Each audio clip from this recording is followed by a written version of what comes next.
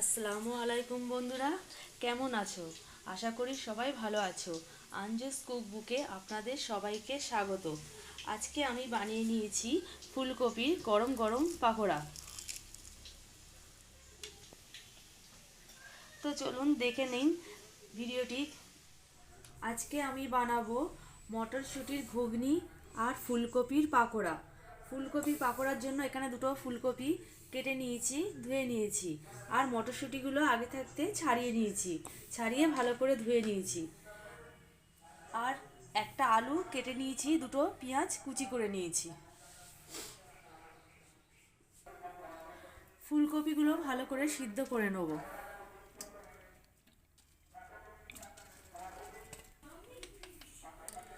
সামান্য লবণ,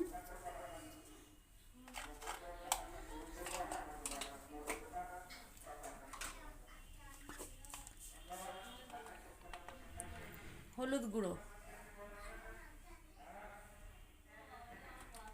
ঘুগনি করার জন্য কড়াই কিছুটা সরিষার তেল দিয়ে দিলাম।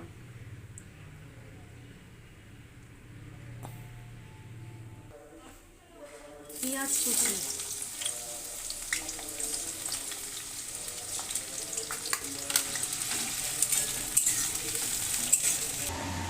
দিয়ে দেবো দুটো কাঁচা লঙ্কা।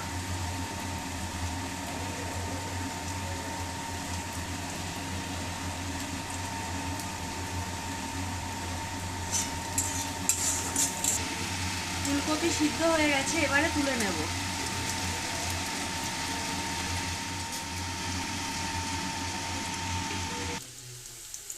পেঁয়াজের ওপর দিয়ে দেবো আলু কুচি।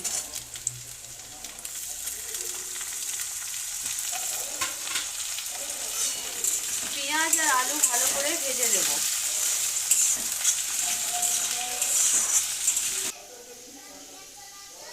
দিয়ে দেবো একটু সামান্য আদা রসুন বাটা, হলুদ গুঁড়ো,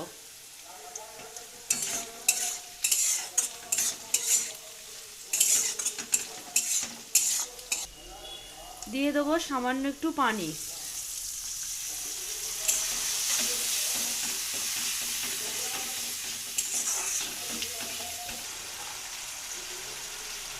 লবণ,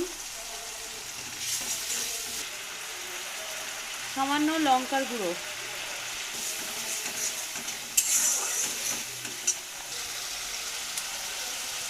ভাজা ধনের গুঁড়ো, জিরের গুঁড়ো,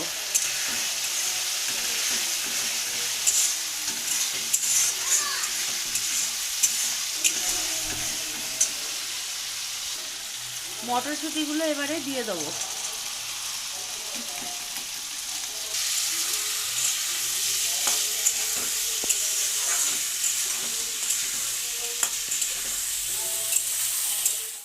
এবারে দিয়ে দিচ্ছি পরিমাণ মতন পানি।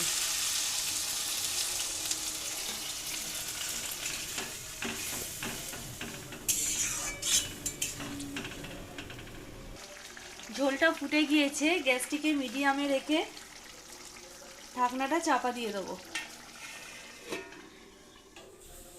এবারে ফুলকপির পাকোড়ার জন্য ব্যাটারটা রেডি করে নেব। দিয়ে দিচ্ছি সামান্য বেসন, 1 কাপ চালের আটা, দিয়ে দিচ্ছি 1 চামচ কর্নফ্লাওয়ার, দিয়ে দিচ্ছি একটু কালো জিরে, অল্প লবণ, দিয়ে দিচ্ছি একটু আদা রসুন বাটা, সামান্য হলুদ। অল্প অল্প পানি মিশিয়ে ব্যাটারটা রেডি করে দেব।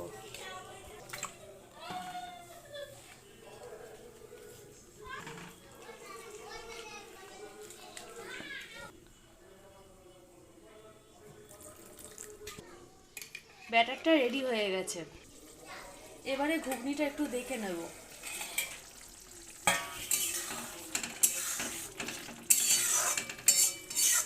ঘুগনিটা অনেকটাই হয়ে গেছে, আর একটুখানি মাখা মাখা হলে নামিয়ে নেব।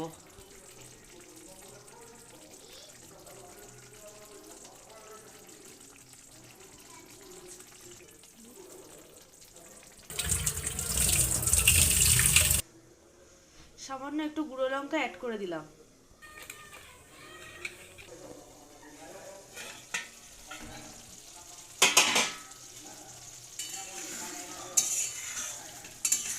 ঘুগনিটা হয়ে গেছে, এবারে ধনেপাতা কুচি দিয়ে নামিয়ে নেব।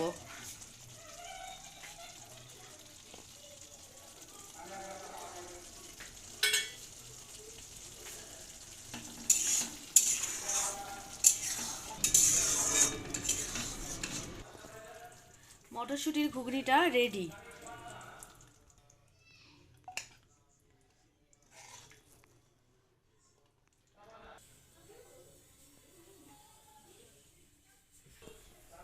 পাকোড়া ভাজার জন্য কড়াই বসিয়ে দিয়েছি, কড়াই গরম হয়ে গেলে সাদা তেল দিয়ে দেবো।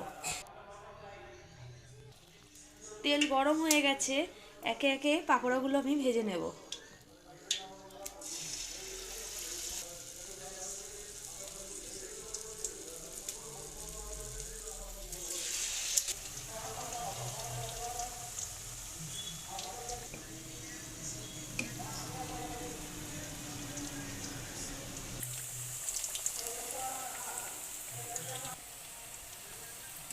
এগুলো গোল্ডেন ব্রাউন করে ভাজা হয়ে গেছে, এবারে তুলে নেব।